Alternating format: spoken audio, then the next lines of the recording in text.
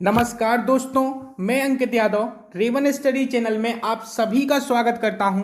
दोस्तों, हर रोज की तरह 3 बजे एक सेशन होता है जिसमें मैथ का मॉक टेस्ट आता है आप सभी के लिए और आप सब बहुत एंजॉय करते हैं इस मॉक टेस्ट को और लगाते हैं क्योंकि आगामी परीक्षा के लिए बहुत ही उपयोगी है ये, तो इसको लगाना है। तो चलिए शुरू करते हैं।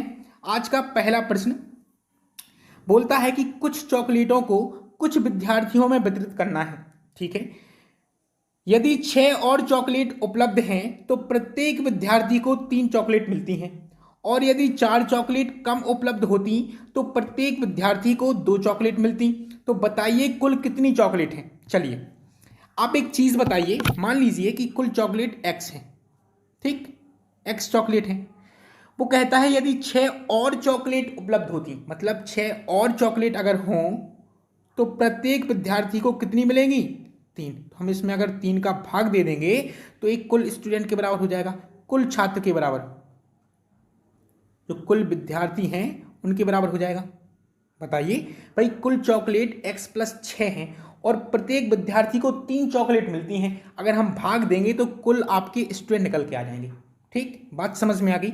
अब क्या बोलता है कि यदि 4 चॉकलेट कम उपलब्ध होंगी तो x चॉकलेट में से 4 घटा दो। 4 कम है अब, तो प्रत्येक विद्यार्थी को 2 चॉकलेट, तो बटे में कितना?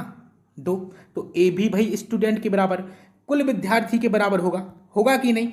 तो दोनों जो स्थितियां हैं ए वाली और ए वाली किसके बराबर हो रही हैं? विद्यार्थी के बराबर है कि नहीं? तो अगर हम इन दोनों को आपस में बराबर कर दें, लिख दें कि x + 6 और बटे 3 बराबर x - 4 बटे 2, तो गलत नहीं होगा क्योंकि कुल विद्यार्थी को कुल विद्यार्थी के बराबर रख दिया। ठीक, अब करना है कैंची गुणा, करिए। तो कितना होगा? 3x - 12 और बराबर 2x और +12, इतना ही आएगा। करके देख लीजिए आप। ठीक है, अब क्या करना है, x को एक तरफ कर लो तो कितना आएगा? 3x और माइनस में कितना आएगा बताइए? 2x आएगा ना, और बराबर में 12 है कि नहीं? और ये -12 +12 हो जाएंगे, इस तरह ही हो गया। 3 में से 2 गया तो x बचा और 12 और 12 जुड़ गए तो कितना हो गया? 24। तो x का मान क्या था? कुल चॉकलेट कितना आई? 24। कौन सी ऑप्शन में है? डी ऑप्शन आपका सही हो जाएगा। कुल मिलाकर कितनी चॉकलेट हैं? 24। बात समझ में आ गई? समझ में आ गई ना बात? चलिए आगे बढ़ते हैं। दूसरा प्रश्न है, वह अधिकतम संख्या क्या है जिससे 307 तथा 330 को विभाजित करने पर क्रमशः 3 और 7 शेष बचता है। देखिए, अधिकतम संख्या पूछी गई है और संख्याएं हैं 307 और 330 को विभाजित करेंगे तो 3 और 7 शेष बचेगा, ये चाहिए। ठीक है, देखिए क्या करेंगे। इन सवालों को लगाने के लिए आप क्या कीजिए कि 307 और 330, ठीक है, 307 में भाग देंगे तो कितना बचेगा? 3 शेष, क्योंकि क्रमशः बच रहा है तो इसमें से तो 3 घटा दो, कितना बचा? 304। दूसरे में से 7 शेष हो रहा है तो दूसरे में से 7 घटा दो, कितना बचा? 323, इतना ही बचेगा। ठीक है, अब ये दो संख्याएं आ गई आपके पास, एक तो 304 और एक 323। अधिकतम संख्या पूछी गई है तो आपको कुछ नहीं करना है, सीधा मासा चाहिए आपको। अधिकतम संख्या मतलब बड़ी से बड़ी संख्या पूछी गई है तो आपको मासा निकालना है। मासा कैसे निकालेंगे? इनका निकालो अंतर, कितना आएगा? 304 और 323 का अंतर होगा 19। ठीक, या तो अंतर मासा होता है या फिर जो अंतर आया उनके गुणनखंड कुछ होंगे और उनमें से कुछ निकल के आएगा। ठीक है, तो परेशान नहीं होना है। यहां पर अंतर किया तो 19 आया, अब 19 के तो गुणनखंड होंगे नहीं क्योंकि 19 एक अभाज्य संख्या है, तो आपका जो मासा है वो कितना हो जाएगा? 19। तो ठीक है, कौन सी संख्या हो गई? 19। जो मासा आया वही उत्तर, तो ए ऑप्शन आपका सही हो जाएगा। बात समझ में आ गई? क्लियर है यहां तक? क्लियर। चलिए तो अगला प्रश्न ये रहा। बोलता है कि x y से 20% कम है, लिखा है, तो एक तरफ अगर हम x लिखेंगे तो दूसरी तरफ y है कि नहीं? बताइए। वो कहता है x y से कम है, y से, तो मतलब y को हमें 100 मानना पड़ेगा। ठीक, तो x y से 20% कम है। अब 100 में से 20 घटा दो, कम है ना 20%, तो कितना हो गया? ये 80 हो जाएगा। जाहिर सी बात है हो जाएगा कि नहीं। तो अब यहाँ से हम अनुपात बनाएंगे तो 20 चौके 80 और 20 पंचे 100, अनुपात बना 4:5 का। ठीक, बात समझ में आ गई, ठीक है ना। अभी आप क्या करो, यहाँ से देख लो कि x का मान कितना है 4 और y का मान कितना है 5, बस इसमें रख दो। किसमें? इसमें, यही तो निकालना है। चलिए रखते हैं मान को।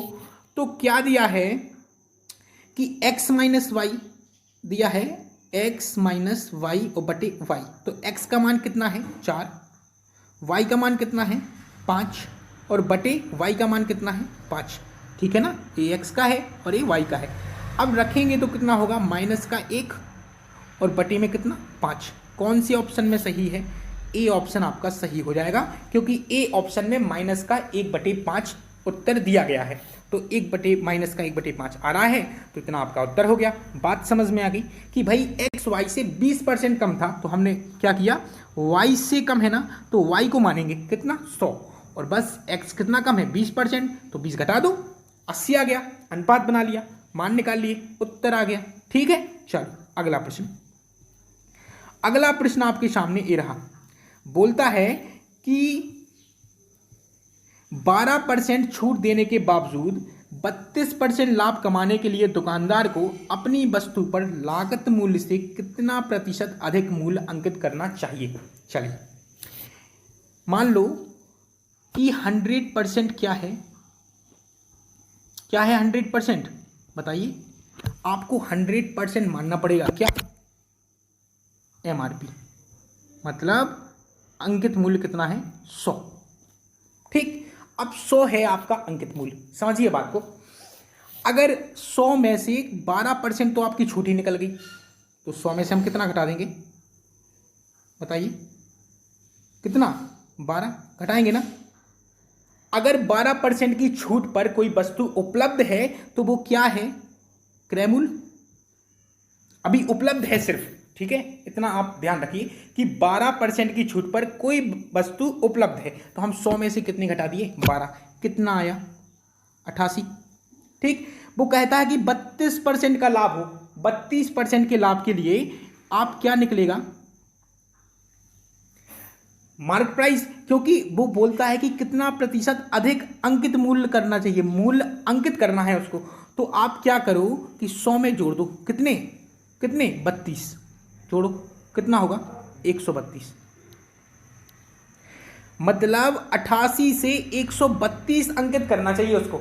तो कितना बढ़ गया, 44 बढ़ गया ना, किस पर 88 पर, तो बटे में 88 प्रतिशत निकालना है, इसलिए गुणा में 100, बस 44 दूनी 88, 2 से 50 बार, कितना आया 50%, उत्तर हो गया। कौन सी ऑप्शन में है? ए ऑप्शन में, सही हो गया। ठीक है, तो इसमें क्या करना था, आपको अंकित मूल्य मानना है 100 रुपये। ठीक, तो क्या होगा 12% की छूट देंगे तो 88 रुपये में वो उपलब्ध होगी ना। बताइए कि अगर 100 रुपये अंकित मूल्य है और 12% की छूट मिल रही है तो 88 रुपये में उपलब्ध है वह वस्तु। ठीक है, अब वो बोलता है कितना मूल्य अधिक अंकित करें, अंकित अधिक करेगा तो अगर 100 है आपका अंकित मूल्य, अगर 100 ही मानेंगे कि 100 में ही बेचना है, तो अगर हमें लाभ चाहिए तो 100 पर बढ़ाकर हमें डालना पड़ेगा। तो 100 पर कितना बढ़ा दिया, 32% का लाभ चाहिए ना, तो 132। अब 88 से 132 बढ़ाना है तो कितना बढ़ा 44, कितने पर 88 पर, बढ़ेगा कि नहीं, परसेंटेज निकालने इसलिए 100 का गुणा 50%, उत्तर। बात समझ में आ गई। चलो अगला सवाल ये रहा आपके सामने, बोलता है कि किसी वस्तु को जिस पर 20% छूट दी जाती है को खरीदने में 25 रुपये बचा लेता है। एक व्यक्ति है जो वो 20% की छूट पर उपलब्ध है एक वस्तु, और अगर वो उसे खरीदेगा तो 25 रुपये उसके बच जाते हैं। तो 25 रुपये कब बचेंगे, बताइए कब बचेंगे? 25 रुपये तो तभी बचेंगे ना जब वो छूट इस्तेमाल करेगा। तो 20% बराबर हम कह सकते हैं 25 रुपये के बराबर है, 20% बराबर है 25 रुपये के। ठीक है, तो उस व्यक्ति ने उस वस्तु को खरीदने के लिए कितने रुपए अदा किए? देखिए क्या है, 20% तो छूटी मिल गई ना। मान लो 100% 100 रुपये में कोई वस्तु थी, ठीक है, मान लो 100 रुपये में कोई वस्तु थी, ठीक, 20% क्या हो गया छूट मिल गई ना छूट।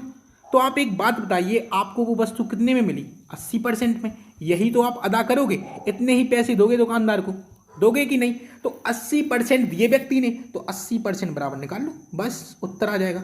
तो 25/20 और गुणा 80, कितनी बार कटा? 4 बार। तो 25 चौके 100, मतलब 100 रुपये अदा किए किसने? व्यक्ति ने, वस्तु को खरीदने के लिए। कौन सी ऑप्शन में है? डी ऑप्शन आपका सही हो जाएगा। बात समझ में आ गई? क्या हो रहा था, क्यों ऐसा हो रहा है? बोलता है कि 20% छूट मिलती है और 25 रुपये बचा लेता है, मतलब छूट वही है जितने रुपए उसके बच रहे हैं। तो 20% बराबर 25 के। अब बोलता है वह वस्तु कितने रुपए में खरीदेगा, मतलब कितने रुपए अदा कर रहा है वस्तु को खरीदने में। तो 20% छूट तो मिल ही रही है, तो आप 100% नहीं निकाल सकते, आप निकालोगे 80%, क्योंकि 100% तो पूरी वस्तु का मूल्य था, 20% छूट मिल गई तो 80% में खरीदी ना, तो 80% बराबर निकाल लो, उत्तर 100 रुपये आएगा। बात समझ में आ गई? ठीक है, अगला प्रश्न ये रहा।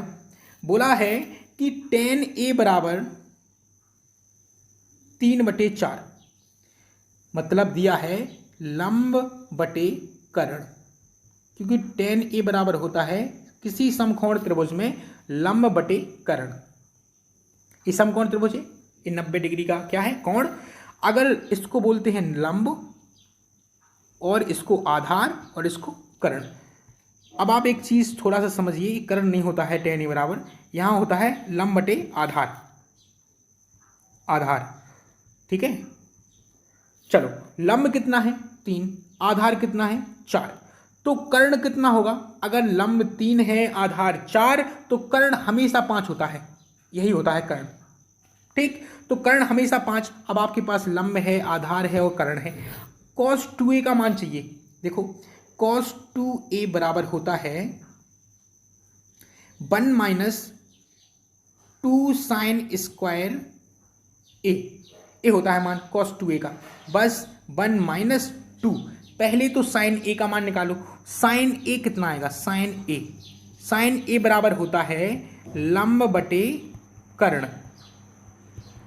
तो लंब कितना है? लंब है 3 और कर्ण कितना है? 5, तो 3/5, बस हो गया, समझ लो।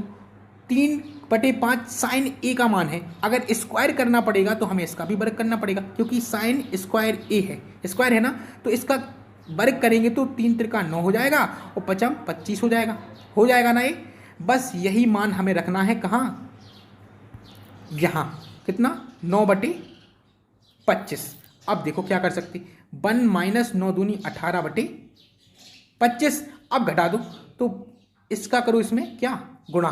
25 से कम 25 आया, 25 में से आप क्या घटा दो? 18, कितना बचेगा? 7। 7/25 आपका क्या आएगा? उत्तर, फाइनल उत्तर होगा डी ऑप्शन आपका सही हो जाएगा। कुछ नहीं करना था, त्रिभुज बना लो, सरल हो जाता है। देख लो कि क्या मान दिया है, लंब और आधार दिया रखा था आपको, तो लंब और आधार तो ठीक है, कर्ण आपने निकाल लिया। sin a का मान निकाल लो, क्योंकि cos 2a बराबर होता है 1 - 2 sin स्क्वायर a, तो sin a चाहिए, sin a आ गया, बस मान रख दिया, उत्तर आ गया, हो गया। चलो अगला प्रश्न।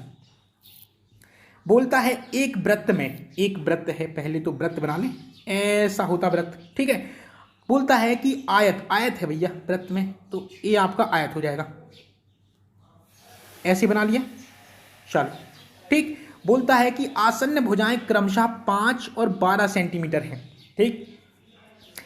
तो अगर ए वाली भुजा 12 सेंटीमीटर हो गई तो ए वाली भुजा कितनी हो जाएगी? 5 सेंटीमीटर, ठीक।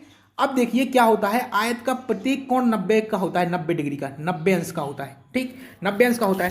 अगर हम आयत के विकर्ण की रचना करेंगे ऐसा, देखो ऐसा, तो यहाँ कहीं केंद्र पड़ेगा, बताइए पड़ेगा ना, यहाँ कहीं केंद्र पड़ेगा, किसका? वृत्त का, वृत्त का केंद्र पड़ेगा। और एक चीज आपको पता होनी चाहिए कि वृत्त की परिधि से परिधि तक की दूरी, एक सिरे से दूसरे सिरे तक की दूरी को मिलाने पर अगर वह रेखा वृत्त के केंद्र से होकर जाती है तो वह रेखा क्या कहलाएगी?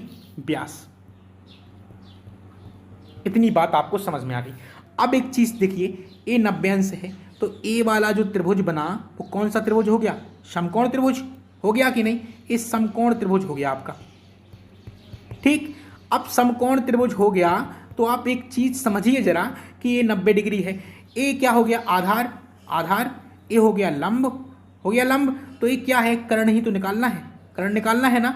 तो अगर 12 है आपका आधार, 5 है लंब, तो 13 होता है हमेशा क्या, कर्ण। और जो कर्ण है वो व्यास है, दे रखा है, व्यास है ना। तो त्रिज्या, त्रिज्या नहीं निकाल सकते, त्रिज्या होता है व्यास बटे 2। व्यास कितना, 13, और 13 बटे 2 निकाल लो कितना, 6.5 सेंटीमीटर। कौन सी ऑप्शन में है, बी ऑप्शन आपका सही हो जाएगा। बताइए भाई, 12 था लंब, 5, 12 है आधार, 5 लंब, तो 13 क्या होगा, कर्ण। हमेशा होता है 5 12 13, यही होता है, ठीक है। तो आप निकालोगे भी तो 13 ही आएगा, ठीक। बात समझ में आ गई। त्रिज्या 6.5 सेंटीमीटर आपके सामने। चलो अगला प्रश्न करते हैं। अगला प्रश्न आपके सामने ये रहा। क्या बोला है कि 1.11, 0.01, 0.101, 0.001, 0.11 का औसत ज्ञात करें। चलिए औसत चाहिए ना, तो औसत के लिए क्या करना रहता है, आपको पता है कि औसत बराबर, अभी लेटेस्ट मैंने खत्म किया है, ठीक है। तो ये चीज़ आपको अच्छे से पता होगी कि औसत बराबर होता है कि योग मतलब टोटल बटे संख्या, संख्या मतलब एन, एन से प्रदर्शित करते। तो आपको सबसे पहले योग चाहिए, ठीक। तो योग कैसे निकालोगे, बस इनको जोड़ लिया ना तो समझ लो उत्तर आ गया आपका। तो जोड़ने के लिए आप बहुत ही बिल्कुल बेसिक से जाओ, 1.11 लिख दो, फिर लिखा है 0.01, तो नीचे लिख लिख के जोड़ लो, बहुत आसानी से जुड़ जाएगा। तो 0.101, ठीक। फिर है 0.001, बहुत अच्छी बात।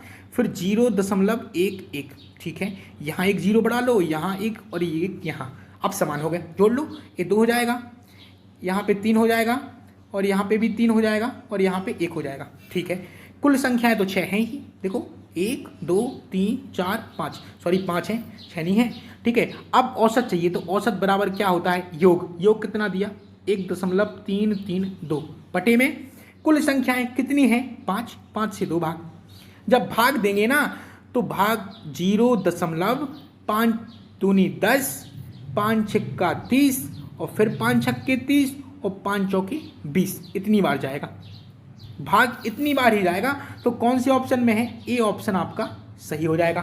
बस इतनी सी तो बात थी, बहुत ही आसान प्रश्न था, आपने आसानी से कर लिया, हो गया ना। चलिए अगला प्रश्न करते हैं। ये रहा अगला प्रश्न आपके सामने। बोलता है कि राम और रहीम की आयु का अनुपात 10 साल पहले 1:3 था, ठीक है। ये राम हो गए और ये रहीम हो गए, ठीक है ना। क्या बोलता है कि 1:3 अनुपात था, कितने साल पहले, 10 साल पहले, ठीक है। फिर क्या दिया है 5 साल बाद। आप एक चीज बताइए जरा कि 10 साल पहले था, अगर 10 साल पहले था, अगर हमें वर्तमान चाहिए तो हमें इन दोनों में 10-10 जोड़ना पड़ेगा। बताइए ना, जोड़ना पड़ेगा कि नहीं। तो ये वर्तमान हो गई। फिर बोला है 5 साल बाद, तो भाई 5-5 और जोड़ने पड़ेंगे। फिर जो नया अनुपात आएगा वो हम रखेंगे नीचे। तो एक आप बात बताओ कि अगर हम इन दोनों को पूरा जोड़ के 15 लिख दें अगर 15 सीधा सीधा, तो आप समझ जाओगे गलत नहीं हो रहा है। आप समझिए, पहले 10 साल पहले की बात थी, फिर 5 साल बाद की बात हो रही है, तो पहले से पहले वर्तमान में आएंगे, फिर बाद में जाएंगे। तो 10 साल पहले से पहले वर्तमान में आया, ठीक है। ये रहा वर्तमान आपका, ठीक। ये 10 साल पहले और ये 5 साल बाद। आपको यहां से चल के पहले वर्तमान पे आना पड़ेगा और फिर आप 5 साल बाद की बात कर पाएंगे। तो कुल मिला के कितना है अंतर, 15 का है कि नहीं। तो हम सीधा सीधा 15 नहीं जोड़ सकते, बताइए, जोड़ सकते ना, तो जोड़ दें, कोई दिक्कत नहीं होगी। चलिए तो जोड़ देते हैं, इसको पहले खत्म कर दें। ये हो गया आपका खत्म, और सीधा सीधा यहां हम 15 जोड़ रहे हैं, ठीक है। चलिए तो सीधा सीधा 15 जोड़ दिया, ठीक। अब क्या बोलता है, अनुपात क्या हो जाता है, 2:3। बस खत्म हो गया सवाल। क्या करना रहता है, अनुपात का अनुपात से गुणा कीजिए, कितना हो गया, 3 दूनी 6 रेशियो माइनस, अंतर निकालते हमेशा, और 3 का 1 के अनुपात से, तो कितना हो गया 3 रेशियो। अंतर को हमेशा अंतर के बराबर। अब क्या करेंगे, अब देखिए आप क्या होगा, इस 3 का गुणा करना है इससे, 15 × 3 = 45, और इस 2 का गुणा करना है इससे। अब कम या ज्यादा से गुणा करते हैं अनुपात का, तो 15 दूनी 30, हमेशा अंतर निकालेंगे। तो 6 में से 3 चले गए, 3 रेशियो बराबर आया 45 में से 30 गए, कितना बचा 15, बचा कि नहीं। तो आप यहां से निकाल पाए हैं कि 1 रेशियो बराबर 3 का भाग देंगे 15 में, कितनी बार जाएगा 5 बार, तो 5 × 15, 1 रेशियो बराबर आया 5। आ गया, इतनी बात समझ में आ गई, ठीक है। चलिए अब क्या बोलता है कि तो वर्तमान आयु का अनुपात, ठीक है, फिर लिख लो राम और रहीम। एक चीज देखिए आप, ये जो अनुपात है वो कितने साल पहले है, 10 साल पहले, तो इसी में कर दो पहले तो गुणा। अगर हम 5 का गुणा 1 में करेंगे, क्योंकि 1 रेशियो बराबर 5, तो हमें राम की 10 साल पहले की आयु पता लग जाएगी, तो 5 × 1 = 5, ठीक। और रहीम की 10 साल पहले की आयु कितनी हो जाएगी, 5 × 3 = 15, ठीक। अब वर्तमान पूछा तो हमें 10-10 जोड़ना पड़ेगा, क्योंकि 10 साल पहले है, तो 10-10 हम दोनों में क्या करेंगे, जोड़ देंगे। निकाल लो कितना हो गया, ये 15 हो गया और ये 25 हो गया ना। देखिए अब चाहिए आपको क्या, अनुपात, तो 5 से काट दो, 5 × 3 = 15 और 5 × 25, तो अनुपात क्या निकला 3:5। कौन सी ऑप्शन में है, बी ऑप्शन आपका सही हो जाएगा। कुछ था ही नहीं इस प्रश्न में, जैसा कहता गया बिल्कुल वैसे ही किया, हो भी गया, आसानी से समझ में आ गया होगा, कोई दिक्कत नहीं है, ठीक है ना।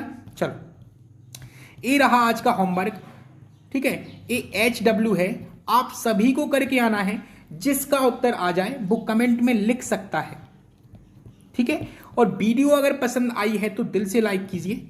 फिर मुलाकात होगी अगली वीडियो में, अगले मॉक टेस्ट में, इसी समय दिन के 3 बजे, ठीक है। तो बाय बाय, टाटा।